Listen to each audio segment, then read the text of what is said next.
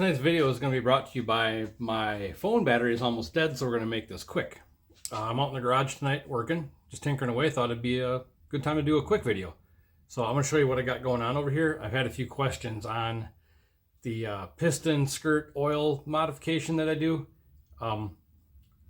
It's a down and dirty thing I've been trying, and I like what I'm seeing so far, but might not be for everybody, and maybe I'm blowing smoke out of my ass, but I'll show you what I'm doing. You can decide if you want to do it or not. This was not my idea. It was my idea to try it, but I've seen this on a higher end piston that I've used in third gen Hemi that's in my truck. It just kind of makes a little bit of sense, especially considering I don't run piston oil squirters on the bottom side, the skirt squirters or cylinder squirters. Those are not in the motor right now. So this oil mod, I think, helps keep the skirts a little happier, cylinders a little happier, and it's just a little, a little peace of mind. So I'll show you what I got going on.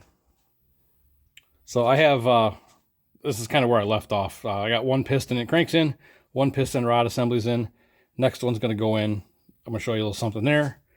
But this is the piston that actually came out of the old set of cases that I had the blowout on. You can see the blowout. But there it is. There's the modification I do. I basically just run a 20 thousandths deep tool through the piston skirts at an X up to the oil rail.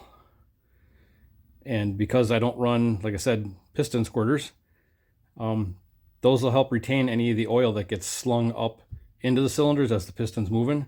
It's just a little extra way to retain some oil, and then we get control because we still got them, directing oil up into the ring grooves. So just a little something I've been trying out, and I'm pretty happy with what I see so far as like cylinder wear and overall skirt wear. These pistons, other than this one got torched, these pistons and the ones I'm actually reusing, I had a spare. These are going back, gotta be 5 years. They were in I ran these on a nitrous motor for a few years before I went to turbo, and then they've been in the turbo setup ever since.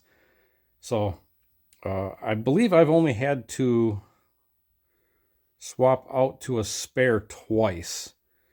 So I don't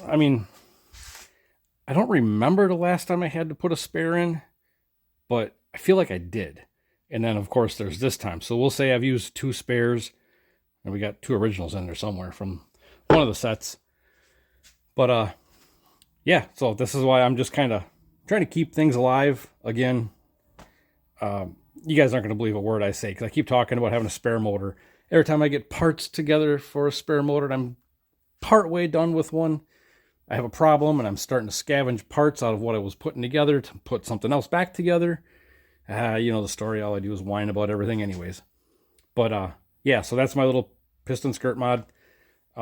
Again, not my idea, copied from something else. Thought I'd give it a try. I got nothing to lose. This is all junk anyways. And yeah, I like what I see so far. Now, I don't know how many of you, like, a lot of you guys do stuff yourself and you know what this is, but tapered ring compressor, 73 millimeter, stock bore. If you've never used one of these, I'm just going to show you quick, because I just happen to be getting ready to drop one in here. I'm just going to show you how awesome these are to use. So, like I said, most of you guys have probably seen one or used one, but this is kind of more for the ones who haven't. So let's whack a piston into this thing quick. We got a little time to kill. All right, here we go. I'm going to try to do this quick. We're working with minimal camera battery here.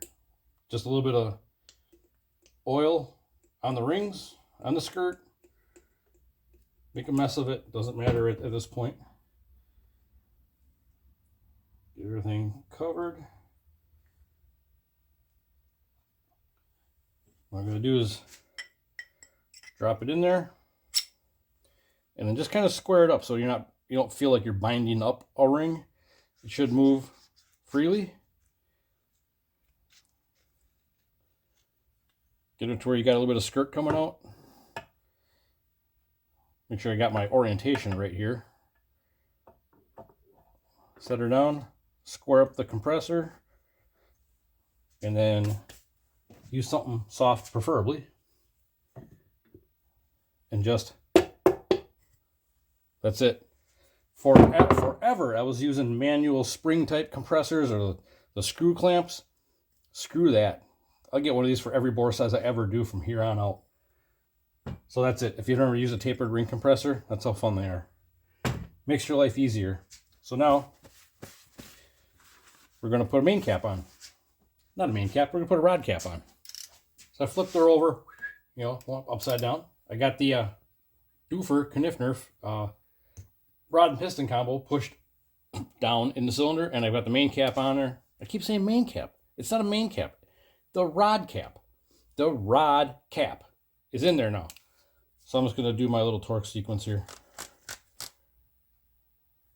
If I had decent enough eyes to read. There, start with that.